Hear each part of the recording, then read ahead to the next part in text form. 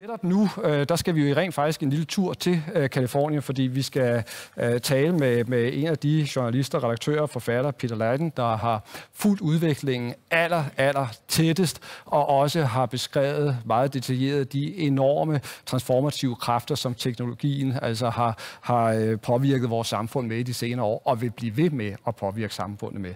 Han har sendt os en hilsen i form af en tale om netop de mægtige kræfter, der ligger i teknologien. Og bagefter så har vi mulighed for at stille ham et par spørgsmål live, så jeg håber, I bliver hængende på, også efter at Peter han er slut. Værsgo. Hello, I'm Pete Leyden, and I am coming in here from California, from the San Francisco Bay Area, Silicon Valley, the region I've been part of for the last 25 years here. Unfortunately, with the pandemic, I'm not going to be able to join you there in Denmark. I'd love to have done that, maybe next year when we get past this pandemic. I'm really honored, though, despite the distance, to actually be able to give this keynote to the Danish Academy of Technical Sciences. My understanding is you've got about 500 folks now gathering virtually over there. Technologists, business folks, government officials, you've been working all day on this, and I'm going to wrap up with a few thoughts from the big picture, long term, looking ahead into the future. Now, it's safe to say that the zeitgeist, you could say, in America, in Europe, through the West, through the world, really in the last half a dozen to a decade past, has been one of really despair. There's a real sense of frustration and anxiety among so many people that we'll never really be able to solve the big challenges we're faced with, particularly climate change. They have no idea how we're ever going to solve climate change. They have no idea how we're going to deal with income inequality, wealth inequality in our domestic societies, but also around the world. They don't see how can we get beyond the political polarization that has really kind of debilitated Western liberal democracies. And they have no idea how are we finally going to get around the racial inequities and the racial tensions that are breaking out still here in America and as well as in Europe. They also have no kind of idea what the future holds. They're feeling almost like a dystopian. There's this feeling of the future as a dystopian kind of nightmare. It's very hard for them to see positive ways ahead. I actually have a very different way of thinking about what's happening in the next few years. I could see a future emerging here in the next 10, 20, 30 years and beyond, which could be a much better world. We just need a new kind of narrative and a kind of a reframe to get people to think quite differently about what lies ahead. I think we're actually going to be living through an amazing several decades. I think the next 30 years, from 2020 to 2050, are just going to be an extraordinary time.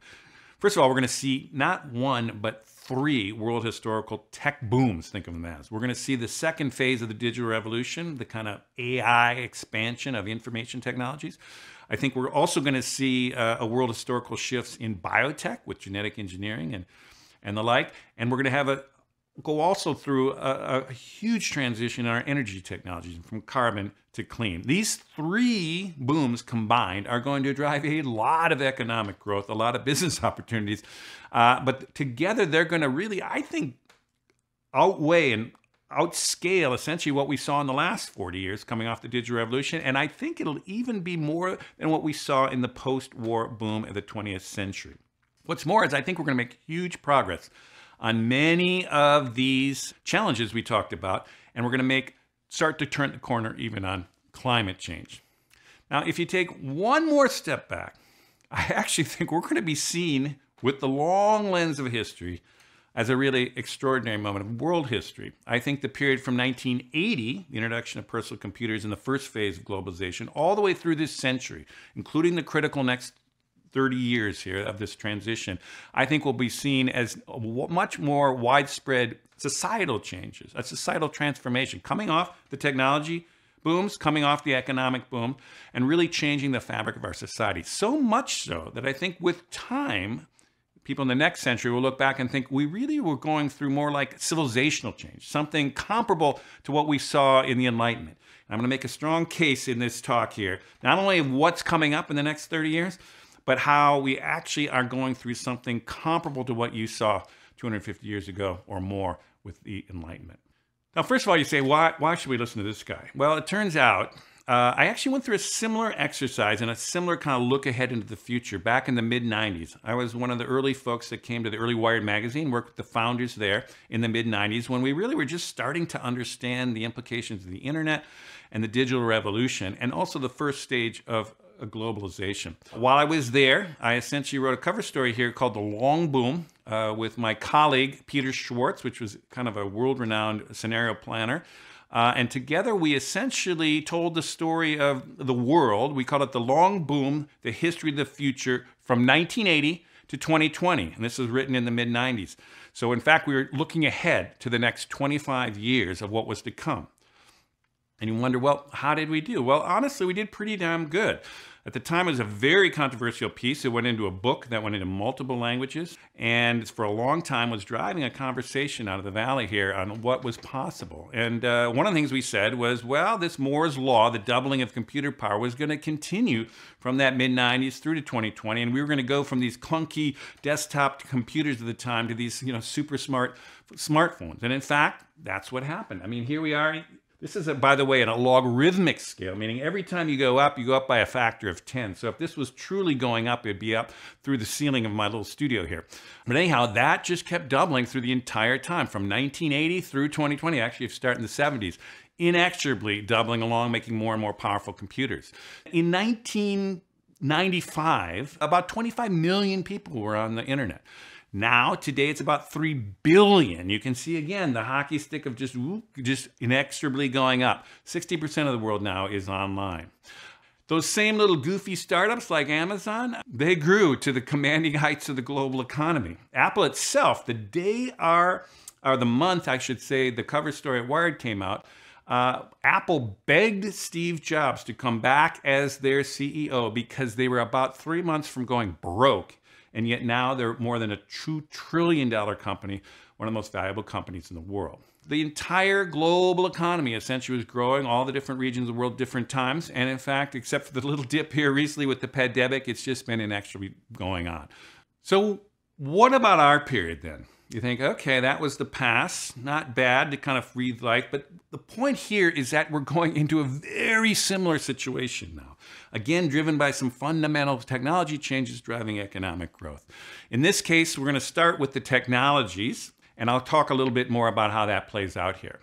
Now, what happened in the last round of figuring this out, the long boom, was essentially a thing called the inexorables. I think of it as tracking the inexorables, either technologies that are inexorably kind of developing or huge trends that really can't be stopped. You can maybe channel things a little bit, you can steer them a bit, but in general, under any scenario, these things are going to happen.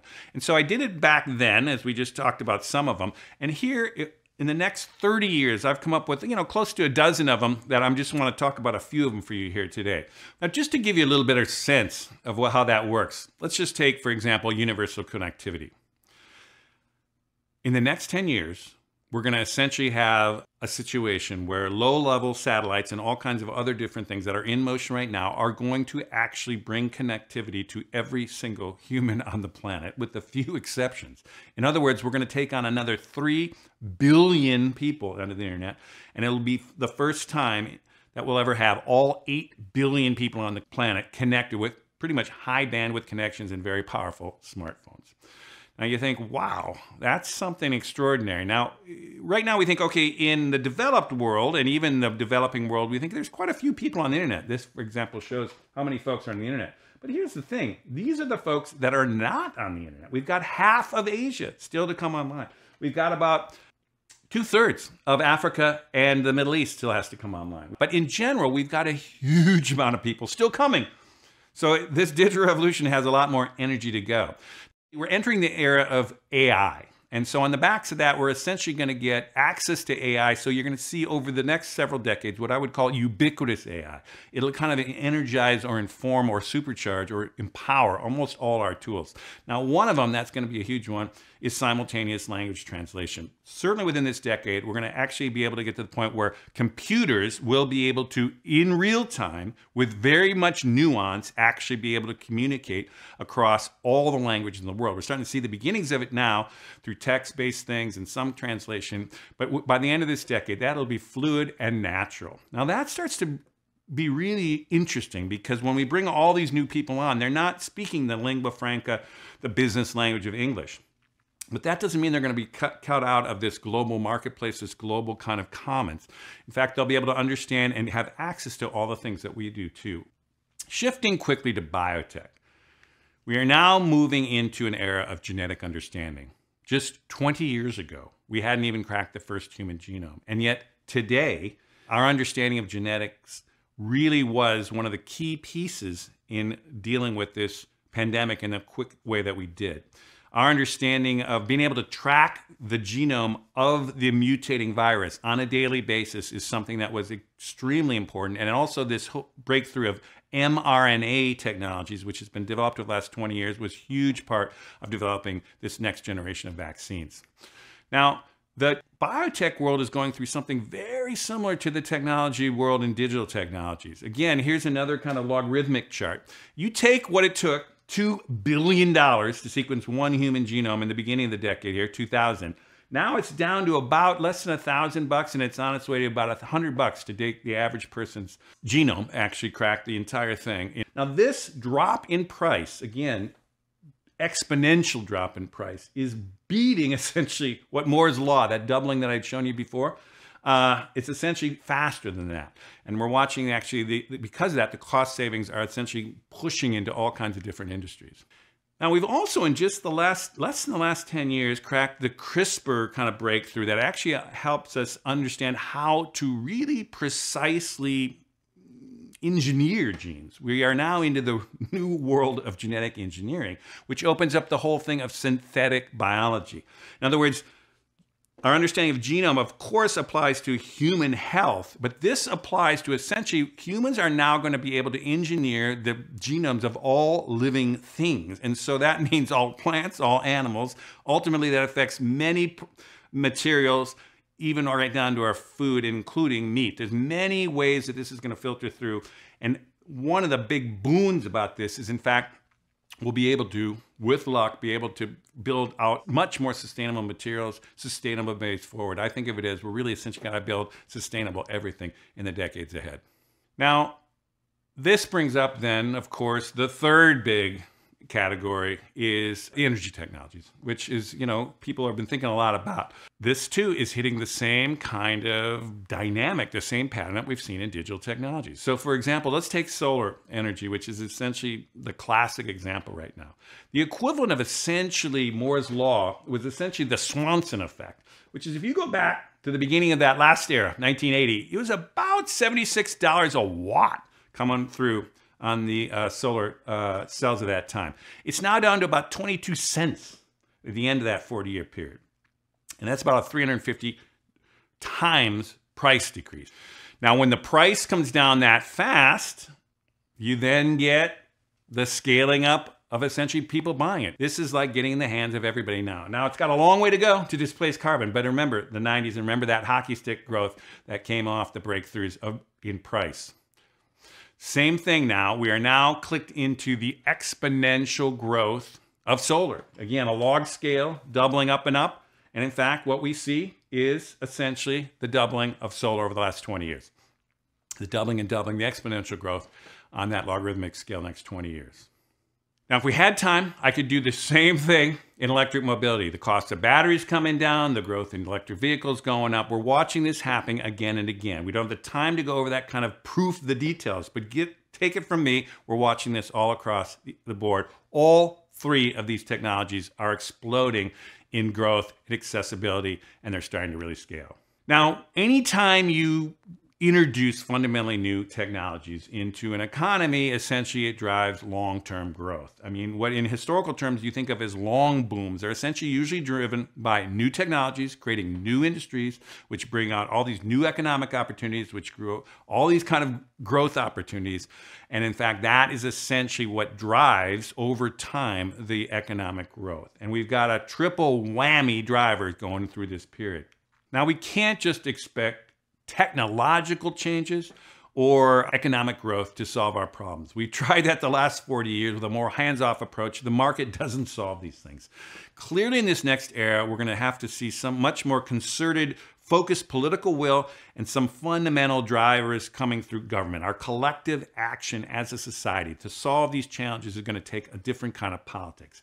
And what it turns out, this period, I think we're heading into big changes there as well. Now, when I mentioned those inexorables that are applicable to America and the West earlier, I left out two that were more not technological, but are still inexorable. One is generational change, and one is what I call new majorities, which is our societies are getting much more diverse, and they are creating much different political coalitions, driving a very different set of ideas of what we want to happen. Let me say a bit more about each of those. Now, I'm going to use this data here from the United States, where I'm rooted here, but it also is playing out clearly in the West and through Europe. You have your own version of this, but here's the way to think about this. Right now, in 2020, this is the population of the United States, from youngest to oldest, everybody there, and this is how many is high up. And if you really take this, which is essentially the workforce, you realize that the millennials, that purple group here, these are the folks about, age 39 to about 24.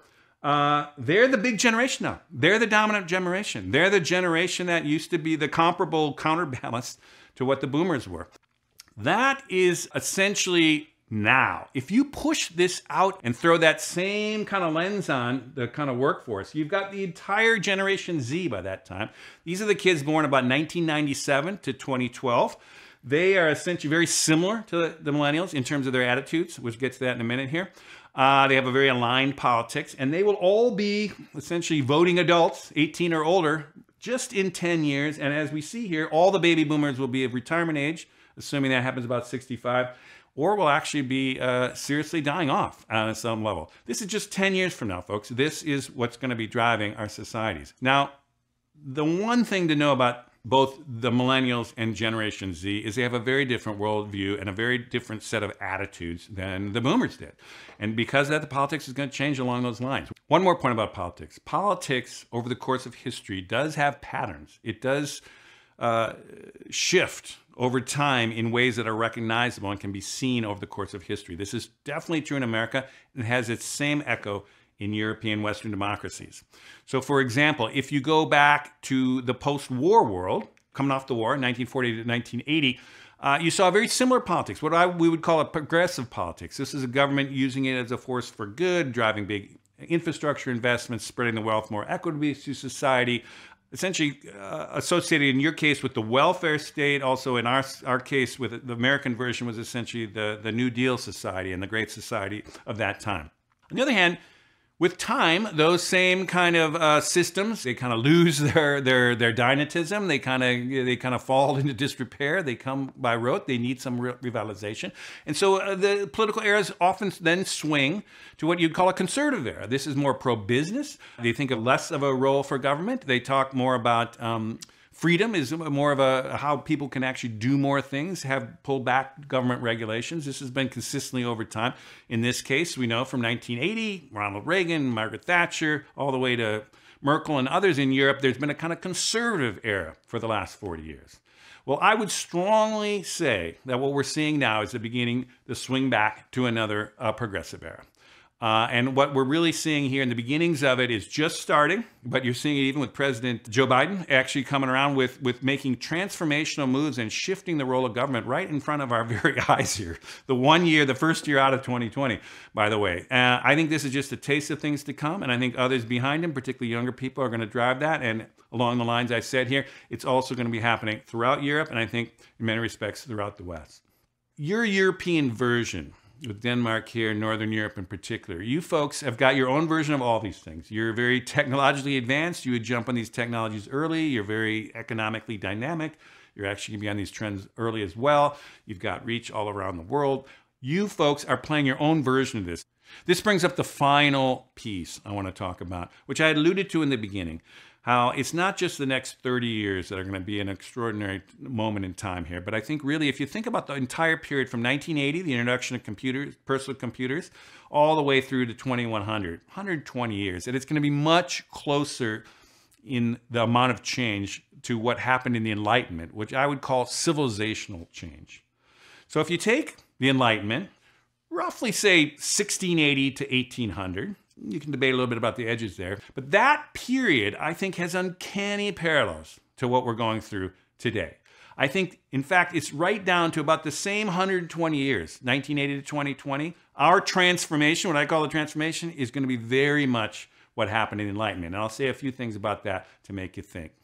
The Enlightenment came up with, I would say, 6 mega innovations. Huge innovations that were like system changes that frankly created the operating system that we're still living on today, centuries later. The first one of those was essentially mechanical engines, the steam engine at that time. This was a transformational technology. This was essentially allowed humans to kind of take their physical power and explode it in ways that had never happened before in the entire history of humans. The second one that came up was carbon energies. We started digging coal out of the ground that same period of time, and we started to scale it towards more and more refined versions of carbon energy. But in effect, this was a transformational fuel, the energy that could fuel these engines. The third thing is we came up with the Industrial Revolution. It's essentially a way to take those tools, take that fuel, and put it together so we could scale it. And it was an extraordinarily successful thing that spread wealth and prosperity all around the world. The other meta-innovation was financial capitalism. I mean, before this time, we didn't really have fluid ways to actually finance things and get a return that would allow you to kind of reinvest the thing. This was essentially an invention of the Enlightenment. And it happened, in fact, and has driven so much of the change that we've seen since that time. And then, of course, there is representative democracy. That was one of the few American contributions at that time as a colony, but in fact, it was a huge breakthrough. Also, the French Revolution contributed hugely to that as well. But that was a breakthrough and a fundamental shift in how we organized ourselves. And finally, nation states. We finally, essentially, bureaucratic nation states that had defined efficient boundaries, things that actually could organize the planet and our international relations. Now, this is the operating system. All 6 of these have evolved a little bit, but haven't been fundamentally challenged until now. Now, I would argue that essentially all 6 of those things are in the process of getting superseded now by comparable mega inventions or mega innovations of the transformation. The first one, by far, is digital computers. That's our mechanical engine. It is the fundamental tool, the fundamental building block that is driving change all over this planet and will be for many, many decades, hundreds of years to come, potentially, by the changes that will come through that thing. And we are now going from the carbon energies. As many as good as the carbon energies were to actually scale up that production, it actually ended up in climate change. And so we are now having to figure out a way to go completely off carbon and into a clean energy, hopefully off the sustainable renewable power of the sun. Again, that is a shift in energy for the ages. Industrial revolution, they've had their industrial revolution. We have our biological revolution. Their industrial revolution, a lot of good, a lot of bad. Pollution, plastic in the oceans, all the things we know. Biological revolution is how do we build sustainable, biodegradable things that can live in balance and in harmony with nature. We are on the verge of doing that, and through this century, we'll perfect it. Financial capitalism has hit a point where it has created extreme wealth inequality, and it has not incorporated externalities like what do you do with carbon and pollution off these things. This, I think, will evolve as we're talking about stakeholder capitalism, other kind of things. We're talking about fundamental changes to capitalism itself. I just think of it as sustainable capitalism is the one I would think about. Ultimately, I think we're going to evolve from representative democracy this century. It'll probably be the second half of the century. I don't think it's going to be right around the corner. But it's just kind of crazy that we're governed by systems that were essentially, in the American case, devised in 1787. We didn't even know what electricity was, let alone electronics. It seems to me preposterous that we won't organize a better way of representing ourselves or coming up with democratic solutions through using these digital technologies. I don't know how that'll happen, but I would predict in the long term that is ultimately going to happen. So get ready for that, and certainly the early stages of thinking about that. And ultimately, I think nation states will, maybe remain the way the kind of royal families still remain. But ultimately, we're going to come up with another generation, essentially, of global governance. We have to figure out ways to organize a planet of 10 billion people, ultimately, in a way that actually goes well beyond the kind of haphazard way we do now. I think that's also going to happen increasingly in the next 30 years, but ultimately across the whole century. We are living through an extraordinary moment in world history. You have to think in terms of, well, what can Europe do? What can Northern Europe do? What can Denmark do? What can the Danish government do? What can businesses there do? What do the various industries do? What do different companies do? What do you do? All of you watching this, we're living through an extraordinary moment. It's going to be a make or break 30 years to turn the corner on global warming, to get a handle on climate change, as well as all these other world historical challenges. We're in the game now. And I actually think that in 50, 100, 500 years from now, maybe more, people will look back on just these 30 years, 2020 to 2050, and certainly on the century of the 21st century. And they'll say, wow, what an extraordinary time. They'll say that was a period when the world went digital, a world historical shift. The world went digital. That was a time when the world went global. First time ever integrating the planet on a planetary scale. That was when the world went sustainable. And ultimately, they'll look back and they'll say, that was the time of the transformation. What an extraordinary time to be alive. And so with that, I want to say, make the most of what you got going. Make the most of your 30 years. Finish up a great conference. And hopefully next year, I'll be able to see you over in Denmark for a real face-to-face time. Thank you. Thank you.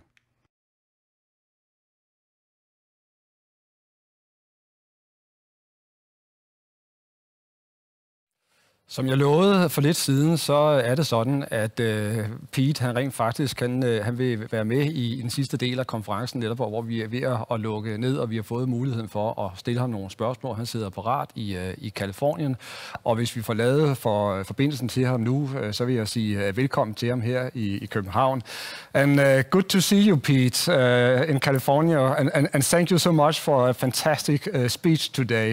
It was really a pleasure to listen to you. Your view of the world is very optimistic, which is extremely nice.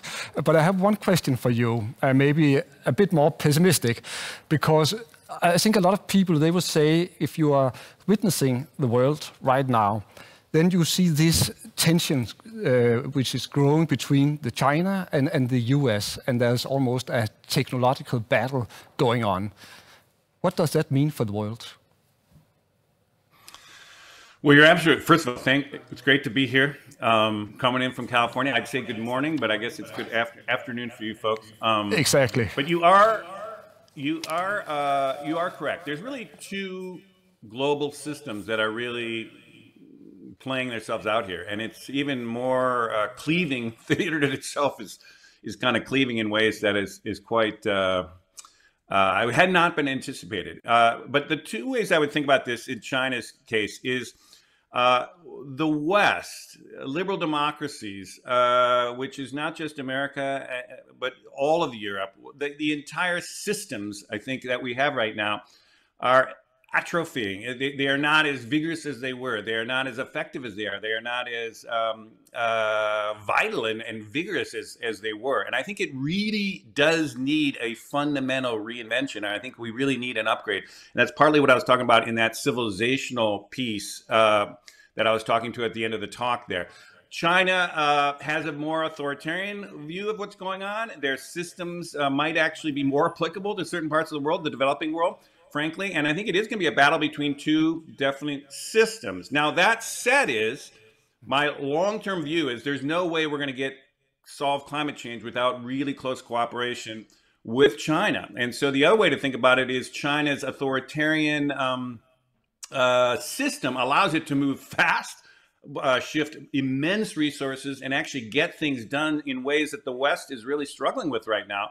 And so there's another side of this, which is in the long view of history, we have to see both sides of these two systems align themselves, work together increasingly, and over time, I think, work. I do think that's going to happen, but it's going to be a difficult next 10 to 20 years. I do also think that China is going to evolve with time and be less authoritarian. There's reasons for that, but I don't know if we have the time to totally get into that. Thank you very much, Pete. So again, I mean, you are apparently optimistic. You don't predict a clash, really. You see that both the China and the US, they will come to the same conclusion. We need each other. We need to work together on these big agendas that you're talking about. I think that's true. I just think we've entered the 21st century has shown that the planet's only so big. We're tracking towards 8 billion people. Eventually it'll be about 10 billion people. Our economies are so interwoven. Our kind of biosphere is so interwoven. You can't have two separate systems the way you could in the 20th century. And we tried, as you know, around the Great Wars and others, there was ways to operate independently and be really fundamentally at odds. There's really no way to do that, at least between superpowers or between large blocks of the planet. You just can't do that anymore. I mean, right now, even in the pandemic, I mean, the economies of the United States and China are completely enmeshed. And both ways. I mean, they're pulling in, Tesla cars and all kinds of a lot of know-how from Apple, and we're pulling in, kind of all the different products coming the other way, solar panels and everything that we need to scale up. And so I think it's really, to me, although there's a lot of worry and a lot of energy that goes into the negative kind of possibilities, I think fundamentally both sides are rational enough to realize there's absolutely pretty much no way you could pull that off. And I think over time, it'll dissipate the tensions and we'll find different ways to work together. I really do. Interesting. Thank you, Mary. It's a good point. Then we can see that great powers like China and the US, they are making huge investment in technology. And of course, a small, tiny little country like Denmark cannot compete on the same level. So in your opinion, which strategy should we follow in Denmark? I think you're right about that in terms of the actual, like, the core technology companies that are coming out of, not just America, but frankly, it's the West Coast of America, and it's often in most of them in California. But anyhow, it's going to be hard to compete directly with some of these huge global companies that are only going to keep scaling. As I mentioned earlier, we're really pulling another 3 billion people into this marketplace through the internet, other things like that. Now, that said, there's incredible amount even around those core technologies of how do the systems work, how do the businesses work, how do you scale these things, and I think the opportunities for a small country are actually opening up larger in this period. I think partly, like I said, you're going to bring, let's say, 3 billion more customers into the world. You're going to basically be able to interact through simultaneous language translations in ways that it's going to open up huge opportunities for Danish companies, the Danish government itself, whatever, to actually expand its presence, connect through the world, and really drive all kinds of opportunities will open up that way. So I do think there's a lot of space there around the core technologies. What I would say, though, and this is partly why I put that ending, this is the first time I laid out that last part about the comparison to the Enlightenment, is I think a lot of the innovations are now going to shift from technology into what you could say is social innovations or larger kind of systems innovations. And I think Europe, in many respects, one, you were the home of the last Enlightenment. The more you can kind of think through your own history and how it actually worked the first time, I really believe there's going to be so many parallels that could be leveraged and actually built on now. It's also virgin turf. It's not something people are thinking about. And I think the earlier you get into that space of thinking about, well, how will countries really coordinate in a more global governance framework over time to actually coordinate this planetary effort of climate change. I think Europe has actually led the way beyond any other region of the world in terms of pioneering how do countries actually work across borders and common currencies and common trading patterns and stuff. Take that to the next level. It's going to be another level of that, but you folks have the most experience in that. And so many of the innovations I think are going to come out of Europe, and particularly Northern Europe, which is more tech savvy. So great opportunities there. I also think you have actually done much more with working with challenging the core dynamics of financial capitalism, trying to spread wealth differently through your societies in this last 40 years or even 80 years. And I think there's a lot more to go on that, but I think a lot of innovations on what your societies do in terms of driving wealth deeper and broader into society about at the front end, not at the back distributive end. There's some real innovations there. And I also think incorporating externalities in your economics in terms of pollution and carbon pollution.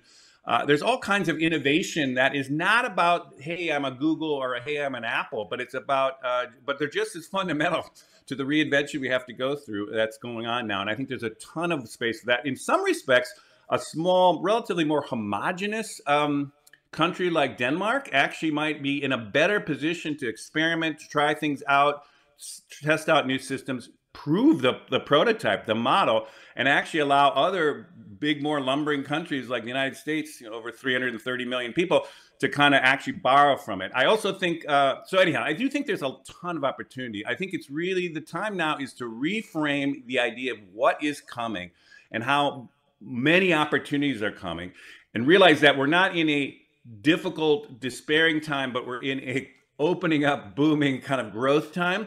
And I think if you reframe like that and just look for what you're good at and what you could do better, how you could lead the way, how you could actually drive those opportunities, there'll be plenty to do. And need you. I wish you well, and I keep an eye on exactly what you're up to. Thank you so much, Pete. And it's a great way maybe to say goodbye. There's a lot of opportunities out there. We have to choose wisely in the years to come. It was a fantastic speech you gave us, very inspirational. And again, thank you so much for joining us on this conference. Thank you very much.